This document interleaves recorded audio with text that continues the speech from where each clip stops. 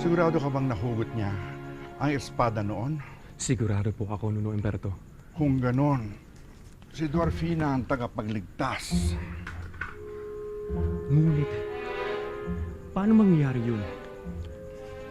Tao po si Dorfina, hindi siya duwende. Pwede naman siyang maging duwende muli kung gugustuhin niya. At sa ganong paraan, mailigtas niya ang kaharian, pati na rin ang buhay ni Reyna Viana.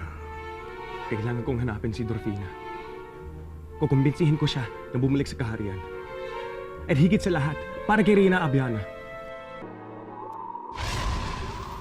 Inang! Yung apoy! Uy, ano yan? Mahal! Si Nuno Umberto yan. Baka may gustong sabihin siya sa atin.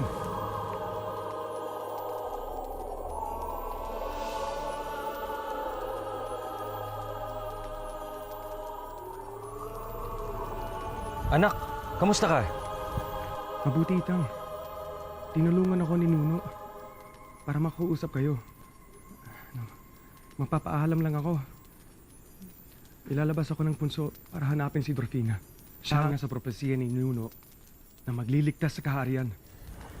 Si Dorfina? Ang anak natin ng tagapagligtas? Siyang itinadhana, Viana. Kailangan makabalik siya sa kaharian. Elvin, mag-iingat ka. Tandaan mo, hindi ka nila pwedeng makita. Mag-iingat po ako. Mag-iingat din. Kumuha ka ng tiempo. Ako na ang bahala sa dalawang kawal na yon. Sige po. Mag-ingat ka sa iyong paglalakbay. Mga kaibigan, pwede ba kayong maabala? Sana samahan niyo naman ako sa aking pagtungga. Para sa ganon, Nuno! mas masaya. Lasing na naman kayo! Bumalik na nga kayo sa kulungan nyo! Sama mag-inuman tayo.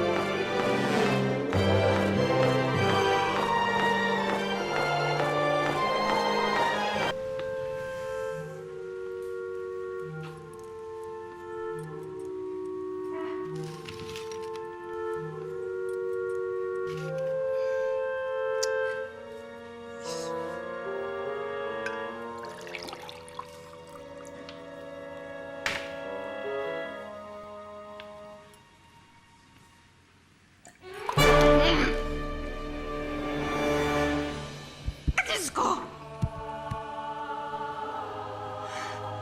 Ano yan? Totoo ba ito nakikita ko? May duwende?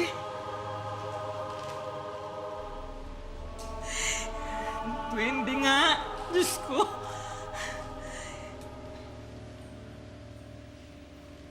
Psst! Wala akong ginagawa sa'yo, ha? Wala akong kasalanan sa'yo. Huwag kang lalapit sa akin. Tulungan niyo po ako. Parang awa niyo na po. Wala akong gagawing masama.